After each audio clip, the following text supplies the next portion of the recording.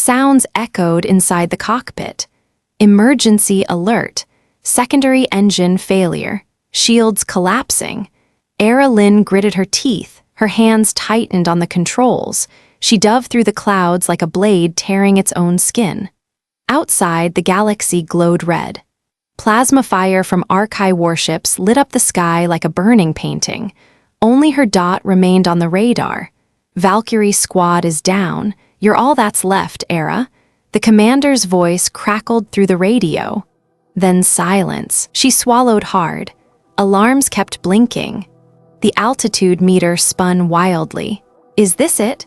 A falling star crashing into an enemy world no one will remember? No, Aera Lin wasn't dying like this. She hit the emergency landing system. Pulled the last energy lever, the ship shuddered. Wind and gravity crushed her like 1,000 fists. She screamed alone, and then darkness. She woke up in the dark. No engine sounds, no light, only the sound of her own breath. Her lips were dry. Her eyes blurred with tears. She tried to move. Pain shot through her leg. Broken, outside the sky was black and violet. Archive's planet had no sun, only glowing magnetic skies. Cold fog crept into the shattered cockpit. Aera dragged herself out, her legs trembling. She grabbed a metal rod for support and limped through a terrain dusted with glowing purple static. A dead forest, no signs of life, no rescue. Then, a sound, metal clashing. A blue light flashed. Her eyes flew open. They had come. She was surrounded by towering warriors over 2 meters tall. Their bodies wrapped in black armor veined with glowing circuits. Eyes like crystal orbs, no emotion, no hesitation. They spoke in a strange language. It vibrated like static inside her skull. One stepped forward and knelt. She raised her hand to fight back. Her fingers shook. But then, unexpectedly, he didn't kill her. He touched her forehead with 2 fingers. A soft energy pulsed, and she passed out. She woke up in a place filled with soft green light. No cuffs, no interrogation, just silence. Then a voice spoke. This time in perfect human language, low, clear. Each word sounded almost like music. My name is Komar Vel. I am Supreme Commander of the Archive Fleet. You are in a restricted zone. I healed you. Aera frowned. Why? Because you were still breathing. That's the first reason. The second, I want to know why someone like you, with eyes full of hate and hurt, chose to survive instead of self-destruct like the others. Komar entered the room. No armor. No weapons. He didn't look like a beast or a machine. He had eyes. Cold but deep. Kill me already. What are you waiting for? Komar shook his head. Killing a wounded being isn't a victory. That's a human habit. The words hit her like a blade. Aera clenched her fists. Then let go. You attacked us first. You believe that, you did. History is written by the victors, but memory, it belongs to the ones who lost. Through a clear wall, Aera saw the Archive world. Not wild, not savage, it was quiet. Peaceful, structures made of energy crystal, glowing trees, silent rivers, no gunfire, no bombs. Komar stood beside her, hands behind his back. Humans call us monsters, but look, this was once a paradise, before the war. Aera tightened her shoulders. She remembered Earth, trash, toxic skies, drained oceans. Komar looked at her. I didn't heal you because you're special. I healed you because you are proof. That maybe everything I was taught to hate could be wrong. That night, she couldn't sleep. Her heart didn't beat just for hate anymore, but for doubt. If he was lying, why didn't he interrogate her? Why didn't he use mind scans like others did? She looked at her hand, wrapped in strange medicine, carefully bandaged. It wasn't poison. Komar walked in, silent. If I die here, no one will know I saw compassion in my enemy. Then don't die. The next day, she was allowed to leave her room. No guards, just a hallway that led to a glowing garden. Strange life forms shimmered in the soft light. A sound filled the air. Gentle, like ancient music, she whispered, "Is this your home?" Komar nodded. "I was born to fight, but I've never seen victory as something beautiful." Aera said nothing.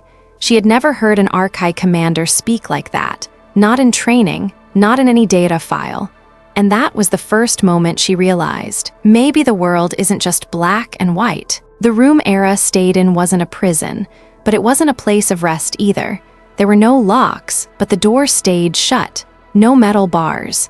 Yet the outside light was filtered through energy glass like the sky itself had been sealed off. Aera stood up. 3 days had passed since she woke up. 3 days with no torture, no questioning, no pressure, only strange food that tasted odd but didn't kill her, gentle light, and Komar appearing now and then unreadable as ever. She wasn't used to kindness, especially not from an enemy. "What are you doing, Komar?" The voice echoed through the Archai neural network, the space where the High Council spoke through their shared mind. Komar stood at the center of his warship, a circular room surrounded by glowing energy beings. "You're keeping her. A human, a murderer. Why? Because I need answers." "No, you need to obey." Komar's voice was calm. "I've killed thousands like her, but none of them looked at me the way she did. With hate, with suspicion, but also with pain. You're being compromised by emotion. Maybe I am. Emotion is a virus, Komar. You know that better than anyone. Then maybe compassion is a virus I want to catch and keep for a while longer." Aera sat in the simulated energy garden. The light was soft, dreamlike, but she didn't feel calm. Inside her head, the screams of her squad still echoed. Their ships exploded, their armor burning as they drifted into space. She was the only survivor, and now she was sitting quietly, in enemy territory. "I can't forgive him," she told herself. "But why didn't he kill me?" Komar entered, quiet as always. "You're not eating, not hungry, or maybe not trusting." He sat across from her. "You humans, you believe so deeply in right and wrong. And your kind doesn't. We have lines too, but not between right and wrong. Ours are between life and death. Right and wrong, that's just a story written by those who win." One morning, Komar took Aera to a central room, the memory analysis chamber. "I want to see what made you hate us so much." She stepped back. "I won't let you read my mind. You don't have to. I want you to look into your own." A holographic screen lit up. It mapped her neural data and turned it into floating 3D images. She saw herself as a child running through scorched fields, staring at the sky. Her mother once told her aliens were monsters waiting to devour Earth. She saw the day she joined the Space Corps, trained to never trust Archai, and the moment her Valkyrie squad was wiped out. An Archai ship rammed itself in suicide, but missed her. She fired back. "That was a medical ship," Komar said, his voice barely a whisper. Aera turned to him, eyes wide. "No, that can't be. You weren't told. You were never meant to know." She sat in silence for hours, in her hand a burned chip from her old ship. Her mind swirled. Memories. Oaths she once swore, never kneel to anything not human. But now, who is human? And who isn't? Komar walked in. "Why didn't you kill me?" she asked again. "Because death doesn't answer the questions I have." She laughed, bitter, "And the only question I have left is whether I'm still human at all." The next morning, Aera was taken to a preliminary tribunal. The Archai Council wanted to judge her, to decide her fate. Komar protested. They ignored him. She stood in a spiral hall bathed in blood-red light, surrounded by glowing crystal eyes. "State your name." "Aera Lin, Pilot 10,712, Earth Fleet. Charges, infiltration, destruction, killing Archai citizens." She wanted to shout back, but then she saw Komar, standing behind glass, silent, but his eyes begged her to choose something other than death. She clenched her fists. "I want to prove that there's something more than guilt here. A chance, for both sides." The hall fell silent. A voice rasped like wind scraping stone. "Proposal. Send the subject to physiology testing floor. Erase her memory. Use her as a specimen." "Objections?" Komar stepped forward. "I object. I invoke Warrior Protection Protocol, Section 17 of Archai Law. You defy the Council. I choose compassion." After the trial, Komar was summoned to the Neural Core. They scanned part of his memory. You've gotten too close to the human. I'm only looking at the truth. Truth won't save our species. Maybe not. But compassion might save our minds. They looked at him like a traitor, but Komar knew. He had crossed a line, and there was no way back. That night, Aera activated a hidden distress beacon. A small signal, coded in ancient human frequencies. She still didn't fully trust Komar, still couldn't let go of her loyalty. The signal was sent. She whispered, "If anyone's still alive, please find me, before it's too late." Aera lay still on a bed soft as liquid. The surface shifted with every heartbeat, a biotech fabric born from archive science. But tonight, her heart could find no rhythm. In her hand, the rescue chip. The signal had been sent.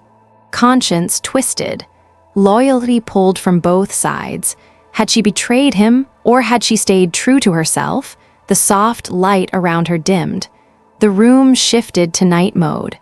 Above her, the ceiling turned into a star field. Artificial constellations shimmered like a map of home. But none pointed the way back. They only made her ache for Earth, for what was lost. The door slid open without sound. No warning, no mechanics. Komar entered, no armor, no weapons. Only his presence, calm as midnight. "You can't sleep?" Aera turned her face away. "You watching me? No, I heard your mind. No one has the right to be in my mind." He sat down, not too close, not far either. "I didn't enter. I just stood outside. You were screaming, but only in silence." "What do you want?" Her voice stayed cold. "I want to understand. Why creatures built to feel choose war as their first language?" She gave a hollow laugh. "You're asking the wrong person. You once believed Archai were monsters. What do you believe now?" Her gaze softened. "Still heavy, still torn. I thought your kind knew no mercy. But now, I think you're an exception." Komar lowered his eyes. "I once thought humans were all destroyers.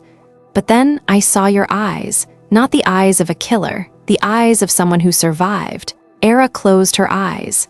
For the first time in years, she breathed easily, as if shedding an invisible armor. "My first day in the military, my mother cried. She didn't want me to become a warrior. But I told her, if I don't fight, no one will be left to tell the story." Komar said nothing, then quietly added, "I never had a mother." Aera turned toward him. "Archai are born from core genomes, cloned through energy crystals. No mother, no family, only purpose. Then what do you fight for?" Komar looked up at the star map. "To find the reason I was created, and to see if I could become something more." They sat in silence, only a few steps apart. Yet centuries of war, prejudice, and blood stood between them. "Have you ever felt lonely?" "Always. In a world with no emotion, loneliness isn't a wound, it's the default setting.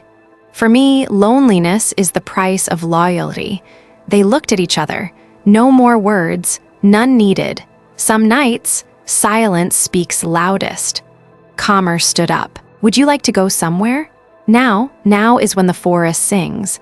Aera raised an eyebrow. "Sings?" He didn't explain, just held out his hand. She hesitated. Then she placed hers in his. They stepped out of the research zone into the artificial energy forest. Crystal spires glowed like living lampposts. They sang soft, delicate, like wind pulling a bow across invisible strings. The scene was dreamlike. For a moment, she forgot she was a prisoner. "What do you call this place?" "The uncommanded zone." Meaning, no orders, no war, only existence. "When I was little, I wanted to be an artist. To paint planets I had never seen. Why didn't you?" "Because Earth ran out of sky to dream in." Komar looked down, then asked, "If you survive, will you paint this place?" She watched the glowing crystal light. "I don't know if I'll survive. I will keep my word." "What word?" "That you won't die here." They walked back without speaking, but something had changed. The way they looked at each other, no longer guard and captive, but two survivors trying to rediscover what it meant to be human or something beyond. But behind them, a hidden camera recorded everything. And far away in the ship's control core, a second pair of eyes watched, emotionless, unblinking. When the crystal songs faded, the human heart began to sing. Wars can be programmed, but compassion can only be born. Aera woke in the middle of the night. No more blue light, no more crystal songs, only a soft gray haze and the rhythm of her own heartbeat. She had dreamed of Komar. He stood in a ruined battlefield, his eyes no longer glowing but dark like ash. He reached for her. Then his body dissolved into dust and light. She sat up with a sharp breath. How could someone born for war look so alone? Why did he see her scars when he had carved so many into her comrades? Before he was Komar Vel, what had he been? The next day, Komar took her to a place called the Still Core. It was a forbidden chamber where erased memories of Arkai commanders were stored. Aera looked around. Cubes of light hovered in the air. Each one held a fragment of a past that had been programmed away. What is this? Komar whispered that they were pieces of soul they had been forced to forget. Why? Because emotion misaligns the weapon. Compassion dulls precision. He raised his hand toward one cube. It pulsed. The memory inside came to life. A child appeared, no clear age, no clear gender. It lay inside a glowing biopod. Its eyes opened for the first time, but it did not cry. The neural system sent the first commands into the brain. No love, no hate, no forgiveness, only serve. Hesitation is a system flaw. Compassion is betrayal. Komar whispered that this was him. Aera swallowed. Her chest tightened. It felt like a thread had been tied around her heart and pulled. A being without a childhood. No one gave him a name, no lullabies, no gentle hands, only orders and training and victory. The scenes sped up. The child grew. He passed combat levels. He won battles.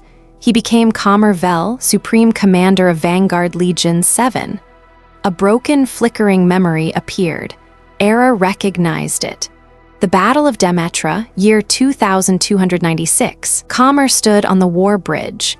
He was ordered to wipe out a human settlement, thousands of refugees. He refused to fire. The council started a neural lockdown. He cut the link and ran. The memory dimmed and returned to the cube. You disobeyed.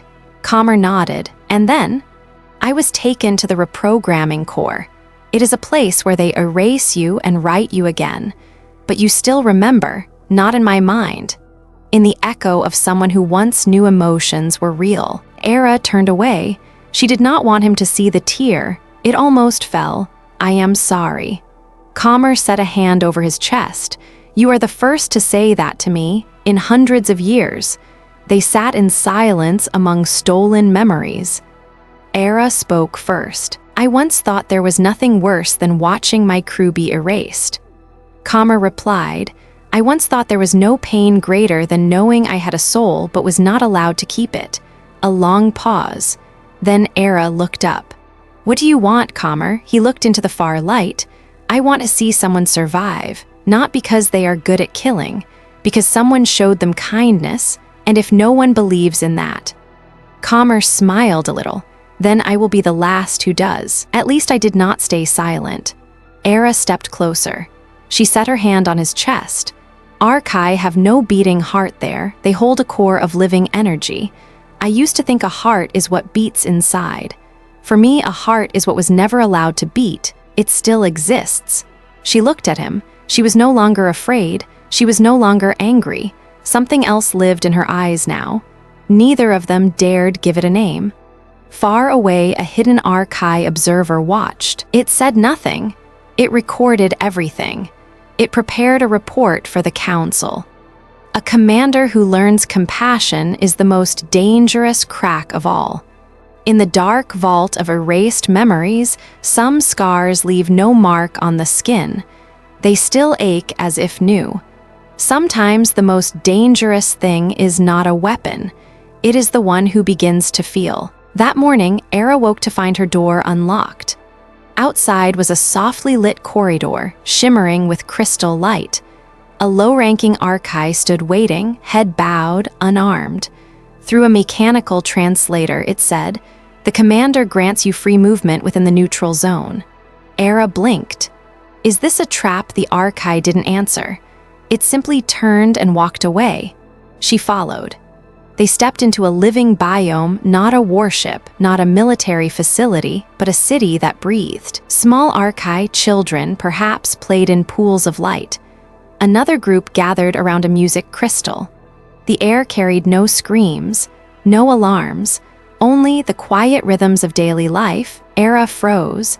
She had always thought of the Archai as machines, as harbingers of extinction, beings without emotions. Yet here, before her eyes, an Archai mother soothed a glowing child afraid of the dark. An elder carved poetry into a stone of light using living code. A young pair stood hand in hand, silent, their energy waves beating in the same pulse. Komar appeared behind her. "What do you see?" Aera turned slowly. Not enemies. Komar's smile was faint, but his eyes gleamed brighter than she had ever seen. "We never wanted to be enemies." Aera's voice softened. Then, why war? Komar led her into the central biodata chamber, where history was encoded into frequencies of light.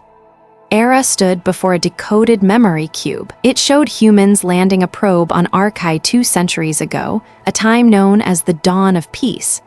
But when they scanned the planet's data, they discovered a rare energy source. Elithin, the crystal the Archai considered the heart of life itself.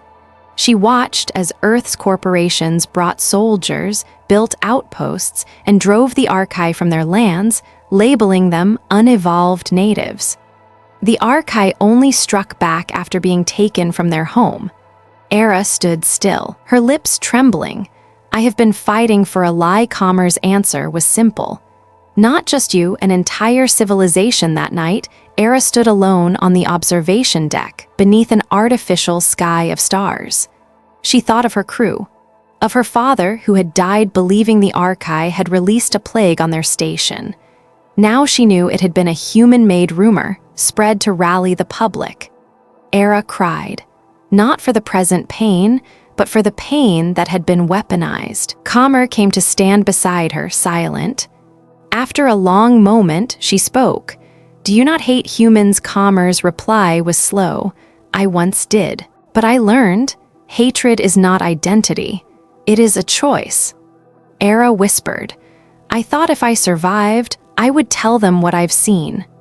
But now, I'm afraid they won't believe me. Then let me be your witness. You will be executed if you leave this planet." Komar gazed up at the stars.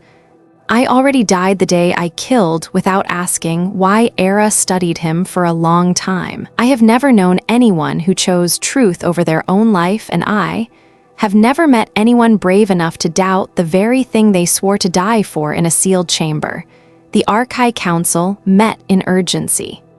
Komar Vel has leaked classified information to the prisoner. Rescue signals have been traced from the central hub. "Earth's forces will come." Komar may have betrayed us. A cold voice cut through the air.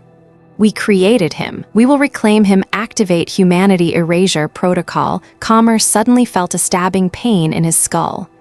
Neural currents surged and collided. His body convulsed. A hidden program, planted centuries ago, began to awaken.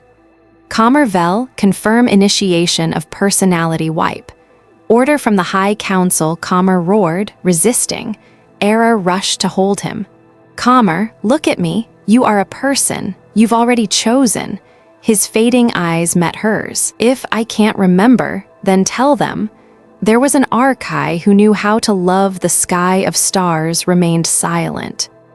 No one knew that beneath its light, an alien had given up his very self, just to plant a single seed of compassion in the heart of humanity. The Archai Central Chamber blazed crimson, level 3 alert. On the energy screen, a squadron of human warships tore through the atmosphere of Zarak, entering the planet's bioshield layer. Rescue Team Valkyrie Roman 2, code 7F19, approaching entry vector requesting exact coordinates of Lieutenant Aera Lin. Aera stood frozen in the middle of the chamber, her heart hammering. Komar, beside her, was no longer himself. The pain in his skull had stretched into convulsions. His eyes flickered from clarity to haze. Layers of memory were being stripped away, line by line of data. "Komar," she shouted, gripping his shoulders, "do you remember me? It's Aera, it's me." He forced his eyes open. Just for a heartbeat. A whisper escaped. "You promised you would tell them, didn't you?" Then the darkness swallowed him. An internal signal came through from Valkyrie Roman 2. "Lieutenant Aera Lin, we are closing in orders. Neutralize all alien entities obstructing extraction. Reaction teams have clearance for lethal force." Aera staggered back. They didn't know. They thought she was still a captive. They didn't know she had learned the truth. They didn't know the one who had saved her, protected her, was the very target they intended to kill. She knelt beside Komar. He was still breathing, but his energy pulse was fading fast. The memory purge was reaching its final stage. Aera looked around. No one would believe her. No one would stop to listen. 1 minute. That was all she had to decide. Return, rejoin her forces, be hailed as a hero, or betray her entire civilization and run with someone who might never remember her. "If you are still in there, give me a sign." Komar's fingers twitched. His eyes opened, clouded, but his lips shaped a single word. Go. Aera ran for the control nexus. Using her officer clearance, she stole a biological transport craft, unarmed, but with temporary cloaking. Sirens erupted through the city. Prisoner Aera Lin, traitor. Engaged hostile action in the transport sector. Status. Escaping with Komar Vel, subject under humanity erasure. Archive troops pursued, but she was already aboard. Komar lay unconscious in the biomed chamber, his energy flickering. Aera gripped the controls, engaging the engines. "If this is betrayal, then I choose betrayal for kindness." The transport shot upward through the atmosphere. Warning lights flared red.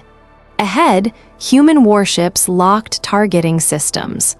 Unidentified craft departing enemy territory, prepare to fire. Aera opened her comm channel. "This is Aera Lin. I am not a captive. I am escorting Komar Vel, Archive Commander. He saved me. He deserves to live." No response. She shouted, "He is a witness to the truth you've buried." A plasma shell fired. Aera swerved hard, engaging the cloak, slipping through the energy grid. But the blast struck the rear. The ship shuddered violently. Inside, the bio chamber cracked.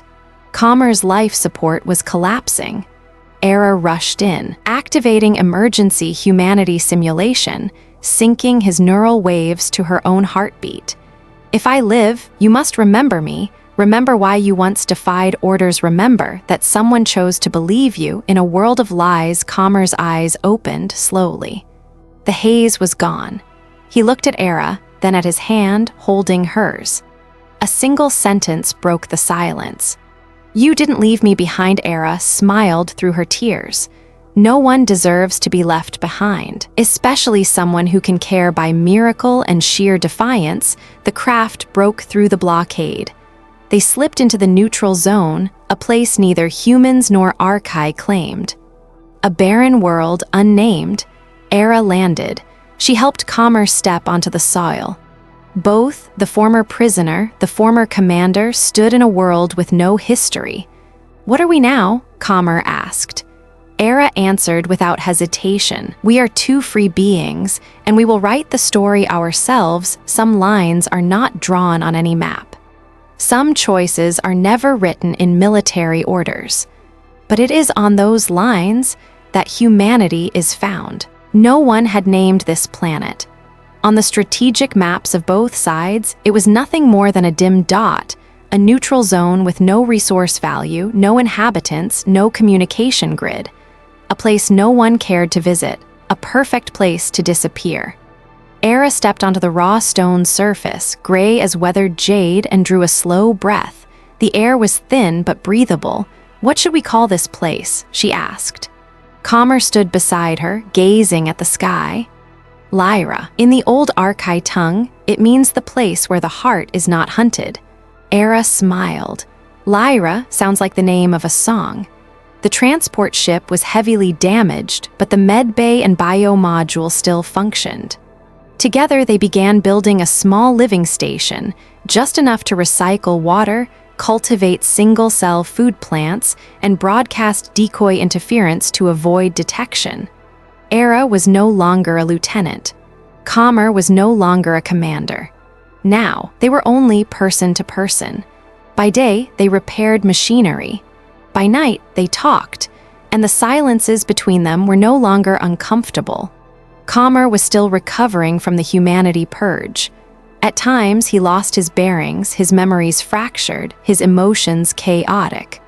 Once, in the middle of the night, he jolted awake, eyes burning red, believing he was still on the battlefield. Aera caught his hand, pressed it against her chest. "This is not the battlefield. This is Lyra, and I am the one you chose to save." He looked at her, breathing hard. Then tears, something an Archai was never allowed to have, fell quietly. They learned to live without orders. Aera taught Komar to cook, though the food here was nothing more than bland nutrient blocks. Komar taught Aera to listen to the voices in stone, an Archai skill for locating energy flows. They laughed. They argued over naming a strange plant growing beside the station. Aera, fire leaf. Komar, too much war in that. Call it gentle breath. Aera wrinkled her nose. Sounds like a sleeping pill. Komar laughed, the first genuine laugh Aera had ever heard from him. One evening, they sat together watching Lyra's sky, no stars, only silver ribbons of magnetic light. "Do you ever dream?" Aera asked. "I was never allowed to. And now?" Komar turned to her slowly. "If I could choose, I'd dream of a world where no one has to pick a side to survive." Aera brushed her fingers lightly against his. No more words were needed. The next day, Komar found a fragment of memory core in the ship. He activated it, only one file remained intact. Komar Vel, Update 117C, Commander, your next target is planet Carthos. Eliminate all unregistered biological entities. No trial, no reason. Komar froze. He stared at the order and deleted it. For the first time in my life, destroying an order felt easy. Aera rested a hand on his shoulder. "Because for the first time, you have the right to choose." Aera activated a small transmitter, but instead of a distress call, she sent something else, to anyone still listening. "We do not need victory, we only need to live." On a planet named Lyra, where a human and an Archai no longer wish to kill each other, if you still believe in compassion, find us. Not to help, but to see that the world can still be different. They lived like that for weeks. No contracts, no declarations, no promises, only the presence of one another like a faint light holding warmth in the cold of space. And one silver-blue evening, Komar said, "I once thought I had no heart. Now I know a heart isn't for beating. A heart is when you want to stay even when no one makes you." Aera didn't answer. She took his hand, and for the first time there was no war, no memories, only the present. Sometimes choosing another path isn't to win, but to keep from walking the old one again. That afternoon on Lyra, the magnetic ribbons in the sky began to twist and distort. Aera detected an unstable energy storm approaching, a rare but deadly phenomenon. The electromagnetic surge could shut down all biosystems and tear apart any living tissue not yet adapted. Komar, even as an Archai, was still in recovery. His nervous system was far from stable. "We have to get into the isolation chamber," Aera warned. Komar shook his head. "The filters aren't strong enough. I won't survive if the wave hits." "Then what?" He was silent for a moment, and then he said something Aera could not accept. "You have to go into the safe pod." "I'll stay outside, keep the system stable with my own energy." "You're insane, you'll die," she shouted. Komar only smiled. "I've died once before, remember? This time, letting you live isn't an order. It's freedom." Aera lunged forward, blocking him. "No, you don't get to choose death for me." Komar's gaze softened. "If I'm gone, what will you do?" Aera's voice broke. She had no answer. He spoke slowly, as if giving away the last of his words. "If you ever said there was one Archai who could care, then let him not vanish for nothing." The storm hit. Komar linked the station's core directly to his own body, using his bioenergy heart as a living battery. Aera was sealed inside the pod, pounding on the door. "Komar, come back. We're not finished talking. You haven't heard me say, I don't want to live without you." Outside, Komar convulsed. Light flickered through him like a lantern about to go dark. Smoke rose from his skin, his bio-tissue began to crack. Komar dreamed. In the haze between life and death, he dreamed. Of Aera's hand touching his for the first time. Of her laughter when he named the plant Gentle Breath. Of that moment on the battlefield when she said, "You're the first to forgive without ever being taught how." He thought, is this what they call love? Then everything went black, the storm passed, the station still stood. The pod opened. Aera rushed out, the habitat was intact, but Komar had fallen. His skin was fissured like broken stone, eyes closed, no energy pulse, no light. Aera dropped to her knees beside him. "No," she held the cooling body, "you're not allowed to go. You're the last piece of humanity left in this war. You're the proof that I wasn't wrong to believe." She refused to let him go. Activating the station's primal revival system, a technology never tested on an archive, she began. It required living emotional data to rebuild humanity, and she was the only being left with pure, unencoded emotion. She linked herself to the core, channeling raw feelings directly into Komar's heart. She whispered, again and again, "You once saved me without an order. Now I save you without an order, because I want you to know your heart is still alive, even if the whole world refuses to see it." The monitor flickered, unstable energy spikes. Artificial nerve lines began to glow faintly. Aera collapsed from exhaustion, her hand still holding his. 1 beat, 2 beats. The light inside Komar pulsed again, faint but real. A broken whisper escaped. Aera, when she woke, Komar was sitting beside her, eyes brighter than she had ever seen. His voice was low. "I remember, not everything, but enough." She didn't speak. She just held his hand. Komar continued, "I was made to serve a purpose. Now I live for something no one could ever program, because I have been loved. There are things technology can't create, can't program, can't replicate. A heart that once died, but was brought back by love that was real." 1 week after Komar's recovery. While running diagnostics, Aera stumbled upon a deep archive hidden in the transport ship's biocore, a sector neither of them had accessed before. Inside was a data file, sealed with top-level encryption, marked with the insignia of the Human Alliance, Directive Black Protocol. She hesitated. Komar gave a slow nod. "Open it." The file came alive, a blurry video feed, but the voice was unmistakable. Project Reignite commence reclamation of the Elithan sector at all costs. Stage an archive attack as provocation. Feed the story to military news outlets. Glorify the victims. Ensure public support for the war. Objective, secure political dominance and seize next-gen energy resources. Aera froze. It was the Earth High Commander's voice giving the order to begin the war.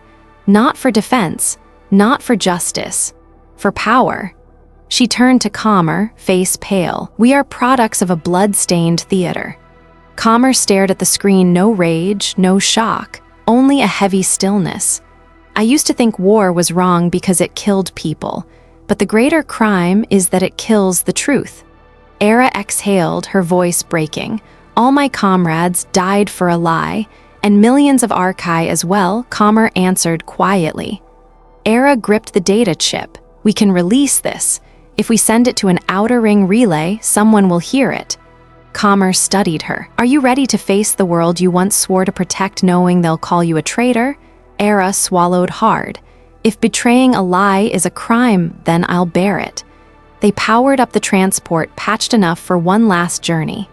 Their destination, the Phoenix Freewave Station, beyond the jurisdiction of either side.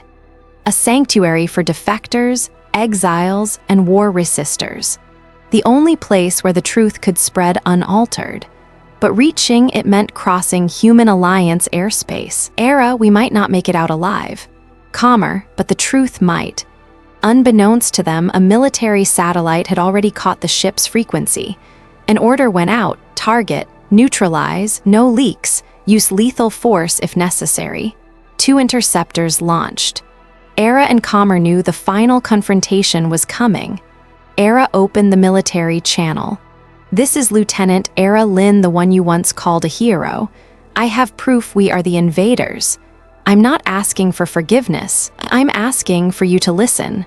Silence. Then a general's voice: "Lieutenant, turn back. That's an order." Aera gave a faint, bitter laugh. "I have no superiors left to obey." The Phoenix station drew near. Static interference clawed at their signal. Behind them, the interceptors locked on. Komar slotted the chip into the transmitter. The panel lit up 10 seconds to send. A plasma round tore into the ship's tail. Flames roared through the cabin. The hull shuddered violently. "Keep transmitting," Aera shouted. Komar gripped the data port, his hands scorching under the arcs of feedback. Together they counted down. 5, 4, 3, 2, signal complete. The ship exploded in a burst of white fire. No one knew if they survived. No one could say if they escaped. But at Phoenix Station, a screen flickered to life. File received. Distributing to 47 independent channels. And across hundreds of worlds, humans began to see the truth hidden for 30 years. In the hearts of millions, trust began to crack. Truth, no matter how deep it's buried, will rise when enough love and courage dig for it. The message from Phoenix Station spread like wildfire. Within 48 hours, 47 independent channels from Human Alliance worlds and even a few exile-run archive networks broadcast the Reignite file in full. Cold lines of code scrolled across screens: fabricate war, distort the truth, sacrifice innocence for power. Both sides reeled, stunned, and furious. Half of Earth's citizens screamed, "Traitor! Liar! Aera Lin is an archive spy." But the other half whispered, "If it's true, she's the only one brave enough to say it." And then from bombed-out towers, from abandoned neighborhoods, from forgotten border posts, people who had lost everything began, quietly, to stand. On the archive homeworld, the council felt the tremor. Some demanded the war continue. But a faction calling themselves the Heartbearers spoke out. If one archive could learn compassion, perhaps we were wrong. No one knew if they had survived. After the explosion, there were no signals, no rescue, no remains. Only one thing drifted through the void, found by a civilian cargo ship 3 days later. A strip of fabric stitched with 2 symbols. The emblem of the Valkyrie Squadron. Infinity, the ancient archive sigil for eternal rebirth. At the edge of the galaxy, hidden among slow-burning nebulae, sat a nameless life station, unregistered, silent. Inside, a door slid open. Komar was polishing a newly grafted cybernetic arm, salvaged from scrap. Aera stepped in, holding a box of synthetic tea, smiling. Still not a fan of artificial mango? Komar gave a faint smile, eyes bright, free of the shadows that once lived there. "I can live with anything as long as I have you." They never returned to Earth, nor to Arkai. They lived in the space between where war could not reach and love needed no proof. A love without declarations, without crowns, without applause, but a love chosen, between 2 beings once programmed to destroy each other. Years later, in a modern history class, a human child asked their teacher, "Is it true that a pilot and an alien once fell in love and saved both their peoples?" The teacher smiled. Some believe it, some don't. But one thing's certain: after them, there was never another war. The child looked out the window where the stars shimmered. "I think if they could choose compassion, we can too. No one is born to love, but anyone can choose to love. No one is forced to forgive. But forgiveness is the only way to keep from repeating the past. And compassion is not weakness. It is the oldest power we have, strong enough to bind 2 species, 2 histories into one future."